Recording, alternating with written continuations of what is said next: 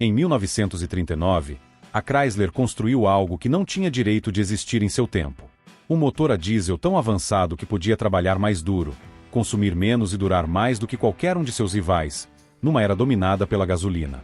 Foi uma aposta ousada, um desafio aberto à indústria e à lógica do mercado. Durante um breve instante, pareceu que esse engenho mecânico poderia mudar o transporte para sempre. E, no entanto, desapareceu sem barulho, sem cerimônia, como se nunca tivesse existido. Como pôde uma das peças mais revolucionárias da engenharia norte-americana acabar enterrada em silêncio?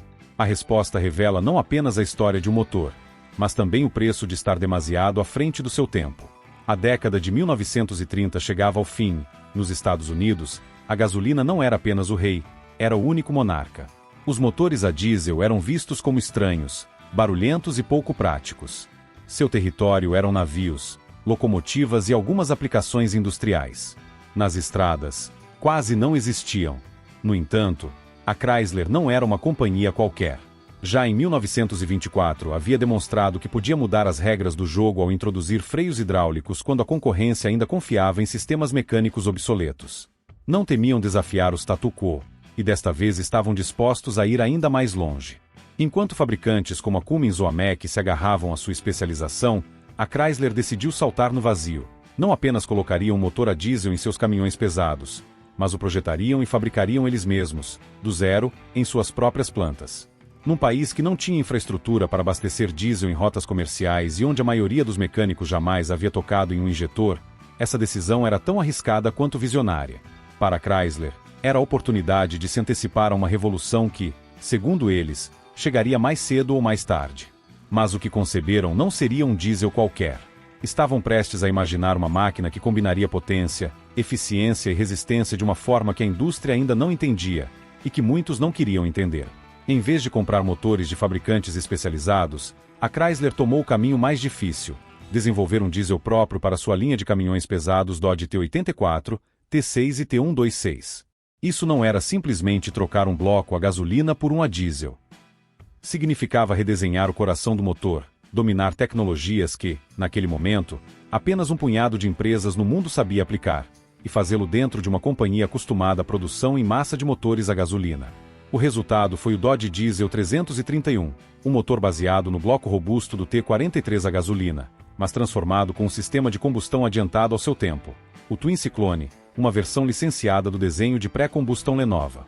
Esse sistema dividia a ignição do combustível em duas etapas, suavizando a violência característica dos primeiros diesels e prolongando a vida útil do motor. A isso somavam-se injetores Bosch de alta pressão, portas independentes por cilindro para melhorar a respiração do motor e um sistema de partida frio que, numa época sem aquecedores modernos, era uma verdadeira salvação para transportadores. Chegaram até a incorporar algo inédito: a possibilidade de ajustar a injeção diretamente na estrada, sem desmontar nada, para se adaptar ao combustível disponível ou às condições do momento. Não era um experimento improvisado. Era uma declaração de intenções. A Chrysler não queria seguir a corrente, queria construir o futuro, ainda que esse futuro não estivesse pronto para recebê-los. O coração do 331 era seu sistema Twin Cyclone, uma obra de precisão pensada para domar a rudeza do diesel. Em vez de inflamar todo o combustível de uma vez, provocando vibrações, ruídos e um desgaste brutal, o motor injetava primeiro uma parte em uma pequena câmara prévia, onde o ar estava mais quente e comprimido. Ali, a combustão começava de forma controlada antes de se expandir ao cilindro principal. O resultado: menos batidas internas, maior suavidade e uma eficiência que deixava mal vistos os motores a gasolina da época. Cada cilindro tinha suas próprias portas de admissão e escape, um detalhe pouco comum então, que melhorava a respiração do motor e garantia um fluxo de ar mais limpo e potente. Os injetores Bosch, trabalhando a 2.200 psi, alimentavam o sistema com uma precisão que em 1939 parecia ficção científica. Tudo estava sincronizado mecanicamente com o comando de válvulas, evitando complexidades eletrônicas e assegurando confiabilidade em rotas longas. E para aqueles amanheceres gelados que podiam deixar um caminhão imobilizado durante horas, a Chrysler idealizou um aquecedor de ar na admissão, uma solução tão simples quanto engenhosa que acelerava a partida em climas frios. Até a manutenção havia sido pensada: um acesso rápido para ajustar a injeção sem desmontar meio motor, algo que nenhum concorrente oferecia na época.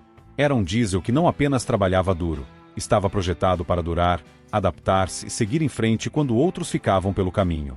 Quando o 331 saiu para a estrada, a Chrysler não se limitou a proclamar suas virtudes. Colocou à prova frente a seu próprio motor a gasolina em condições controladas. O resultado foi um golpe direto à lógica da época. A 2.400 RPM, o diesel consumia apenas 6,6 galões por hora, enquanto seu equivalente a gasolina bebia 10,7. A 800 RPM, o gasto do motor a gasolina não mudava, mas o diesel caía drasticamente para 4,3 galões por hora. No mundo em que cada centavo de combustível contava, essa diferença podia decidir se uma viagem era rentável ou não. Em termos de força, o 331 entregava 240 lb-pé de torque em baixas rotações, exatamente onde os caminhões mais precisavam. Isso significava arrastar cargas pesadas sem a necessidade de espremer o motor, reduzindo o desgaste e prolongando sua vida útil. E tudo isso com uma durabilidade estrutural reforçada. Virabrequim de 7 mancais, bloco robusto e válvulas no cabeçote que suportavam jornadas intermináveis sem pestanejar. Em números, era um motor que demonstrava que a gasolina já não tinha todas as respostas. Mas em 1939, a pergunta era: estaria o mercado preparado para ouvi-lo? O 331 era brilhante no papel e poderoso na estrada, mas fabricá-lo era outra história. A Chrysler estava acostumada a produzir motores a gasolina em massa, com peças intercambiáveis e processos padronizados. O diesel, por sua vez, exigia tolerâncias milimétricas, novos métodos de usinagem e um controle de qualidade quase artesanal. Embora o bloco viesse do comprovado motor a gasolina T43, quase todo o resto era exclusivo. Câmaras de combustão, componentes de injeção, calibrações internas, nada se encaixava nas linhas de montagem existentes. Os trabalhadores tinham de alternar entre rotinas de produção em massa e trabalhos de precisão, o que gerava gargalos e atrasos. A isso somava-se a dependência de peças críticas como os injetores Bosch, que precisavam ser fabricados ou calibrados com uma precisão extrema. Algumas eram importadas, o que acrescentava custos e tempos de espera. A consequência era inevitável. O 331 nunca teve uma linha dedicada, era construído como um programa paralelo, quase experimental, e isso condenou desde o início. Num ambiente onde a velocidade e o volume definiam sucesso, o 331 pedia exatamente o contrário: tempo, paciência e processos adaptados. 3 coisas que a Chrysler não estava disposta, ou não podia, conceder-lhe. Mesmo que a Chrysler tivesse conseguido produzir milhares de motores 331, havia um obstáculo impossível de ignorar: os Estados Unidos não estavam preparados para uma frota diesel. Na década de 1940, os postos de gasolina estavam em cada esquina, mas as bombas de diesel eram raridades que só se encontravam em portos, zonas industriais ou rotas ferroviárias. Para um caminhoneiro, planejar uma viagem com 331 significava traçar um mapa de abastecimento quase cirúrgico, ou carregar combustível extra, perdendo espaço e eficiência. A oficina média também não sabia o que fazer com um diesel. Mecânicos formados para carburadores e velas de ignição agora se deparavam com bombas de injeção, câmaras de pré-combustão e sistemas de alta pressão que nunca tinham visto. A Chrysler não implementou um plano massivo de capacitação nem distribuiu ferramentas especializadas.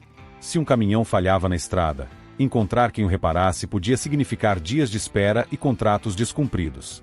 Enquanto isso, concorrentes como a Cummins ou a Detroit Diesel não apenas vendiam motores, mas construíam um ecossistema, formavam técnicos, garantiam peças e cultivavam relações com operadores. Eles jogavam um jogo de longo prazo.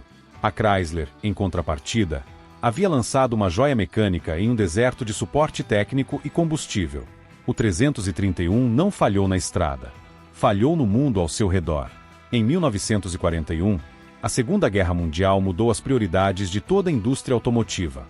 A Chrysler tornou-se uma engrenagem-chave da máquina de guerra, fabricando tanques, motores de avião e equipamentos militares.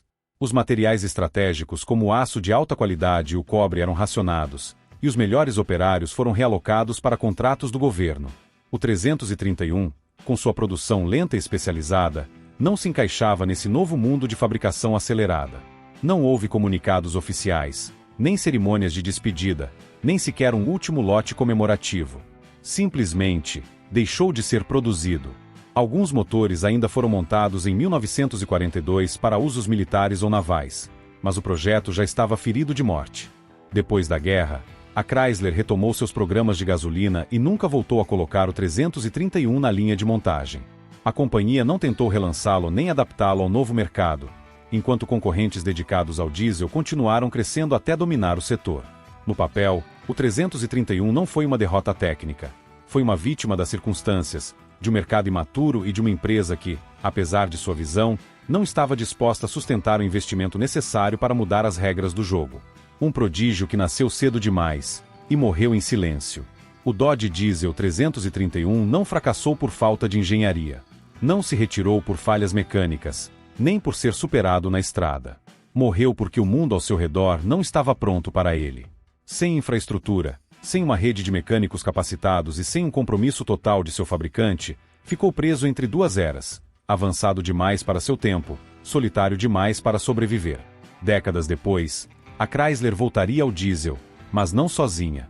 Faria isso associando-se a marcas que já haviam construído aquilo que o 331 nunca teve, um ecossistema preparado para sustentá-lo. A ironia é que, em 1989, o mercado finalmente estava pronto para o que em 1939 teria sido revolucionário. Hoje, o 331 vive como uma nota de rodapé na história do motor, mas também como um lembrete incômodo: a inovação não é suficiente. Se você quer mudar uma indústria, não basta criar algo extraordinário, é preciso construir o mundo que o tornará possível.